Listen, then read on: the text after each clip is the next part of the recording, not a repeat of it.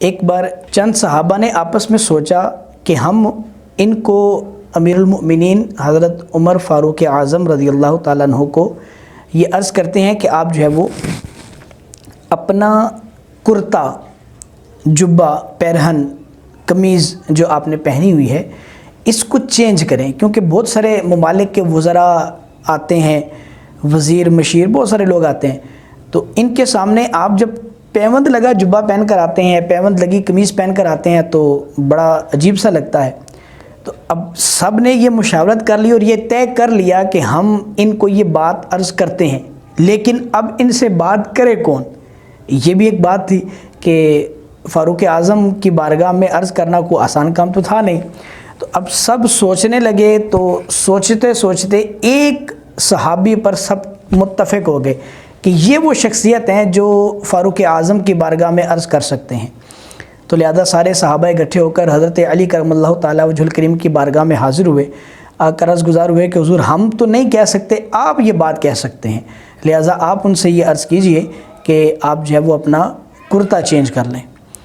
تو حضرت علی نے کہا کہ عمر جو ہیں وہ میری بات تو مانتے ہیں، میری بڑی حیا رکھتے ہیں، میری ہر بات کو مانتے ہیں، لیکن میں ان کے مزاج سے واقف ہوں، وہ میری یہ والی بات نہیں مانیں گے، چونکہ یہ والی بات جو ہے یہ ان کے مزاج کے موافق نہیں ہے، تو لہٰذا میں تو نہیں کہتا، ہاں تمہیں رستہ ضرور بتاتا ہوں۔ صحابہ نے پوچھا کیا رستہ ہے؟ تو رستہ یہ بتایا گیا حضرت علی کی طرف سے کہ آپ چلے جائیں حضرت عائشہ صدیقہ طیبہ طاہرہ رضی اللہ تعالیٰ عنہا کے پاس، ان سے جا کر عرض کریں، اگر انہوں نے کہہ دیا تو حضرت عمر جو ہیں وہ ان کی بات کو رد نہیں کریں گے۔ حضرت عائشہ کے پاس جایا گیا، ان کو ساری تفصیلات بتائی گئیں کہ یہ وجہ ہے ان کا کرتا چینج کرانے کی، تو آپ ہماری ہیلپ کیجئے۔ حضرت عائشہ نے پیغام بھیجا کہ جاؤ عمر کو بلا کے لاؤ۔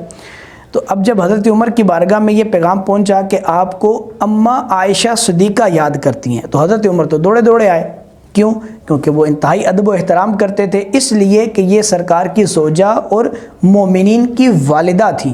تو آپ دوڑے دوڑے ان کی بارگاہ میں حاضر ہوئے، پردے کے پیچھے دو زانوں ہو کر بیٹھ گئے۔ تو عائشہ نے آپ سے فرمایا کہ اے امیر المؤمنین، یہ ساری سچویشن آپ کے سامنے رکھی گئی کہ یہ معاملہ ہے، اس وجہ سے ہم آپ کو یہ بات کہتے ہیں کہ آپ جو ہے وہ اپنا کرتا چینج کر لیں۔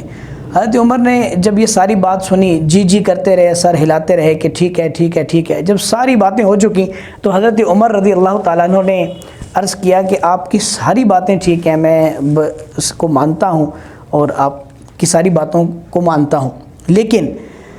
میری طرف سے عرض یہ ہے کہ یہ وہ کرتا ہے جو میں پیارے محبوب علیہ الصلوۃ والسلام کے سامنے پہنا کرتا تھا، پھر حضرت صدیق اکبر کے سامنے بھی پہنا کرتا تھا، تو ان کے رخ روشن کی وہ خوبصورت جھلکیاں ہیں جو اس کرتے نے اپنے دامن میں محفوظ کی ہوئی ہیں۔ تو مجھے جو آج عروج مل رہا ہے، اسلام کے دامن میں ترقی ہوتی چلی جا رہی ہے، اسلام پھیلتا چلا جا رہا ہے، اس کی جو اصل وجہ میں جو سمجھتا ہوں وہ کرتا ہے جس نے حضور علیہ الصلوۃ والسلام سے برکتیں حاصل کی ہیں۔ تو لہذا اس لیے میں نہیں چاہتا کہ میں اس کو چینج کر دوں، اس کو اپنے آپ سے جدا کر دوں، اس لیے میں چاہتا ہوں کہ میں یہی کرتا پہنوں۔ تو اب جب یہ بات ہوئی تو حضرت عمر بھی رو رہے ہیں، حضرت عائشہ بھی رو رہی ہیں، روتے روتے حضرت عمر کو حضرت عائشہ نے یہ فرمایا کہ چلیں، آپ بھی جو صحابہ میرے پاس آئے تھے وہ بھی ٹھیک ہیں، لیکن آپ زیادہ ٹھیک ہیں، آپ اپنے اعتبار سے جو کام بہتر لگے وہ کرتے رہیں۔ یہ کہہ کر حضرت عمر کو آپ نے فارغ کیا اور پھر آپ بیٹھ کر رونے لگی۔ کچھ دیر بعد صحابہ جنہوں نے آپ کو اس بات کے لیے تیار کیا تھا، وہ صحابہ آپ کی بارگاہ میں حاضر ہوئے اور آ کر عرض گزار ہوئے کہ اماں جان کیا بات بنی؟ تو حضرت عائشہ نے فرمایا کہ تم جو کہتے ہو وہ بھی ٹھیک ہے، لیکن عمر جس مقام پر ہیں، جس مقام میں محبت پر ہیں، اس تک تمہاری رسائی نہیں ہے، لہٰذا وہ جو کرتے ہیں ان کو کرنے دو۔ یہ آج کا جو پہلو ہے یہ حضرت عمر کی سادگی پر دلالت کرتا ہے۔